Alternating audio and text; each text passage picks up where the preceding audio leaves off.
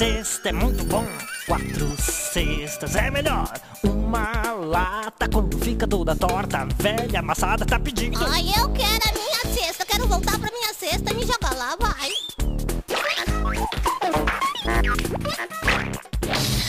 Nasci de novo. Cesto fantástico, cartola, faça o plástico virar bola. Abracadabra, carrapato, carambola.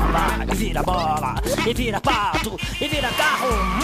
No papel eu desenhei, eu olhei e não gostei. Mandei pra cesto o meu papel.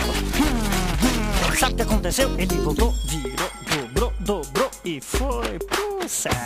Era uma vez um vidro verde, um rato azul, malabarista girando garrafa com banca de artista. De repente surgiu um cara de palhaço. Teve gente que aplaudindo, vi garrafa no espaço. Palhaço abriu a boca, mastigou, mastigou, mastigou e cuspiu. Tchim, tchim, tchim, tchim. 3 copos cantando em trio. Cantando o quê? Cantando o rap do rei, o rap do sim, o rap do clá, o rap do rei, o rap do sim, o rap do clá. Lata, plástico, papel e vidro vão reciclar. Pra acabar vão repetir mais uma vez, você limpa bem o seu ouvido. Lata, plástico, papel e vidro, cada um tem uma cesta especial. Tá bom, não falo mais, tchau.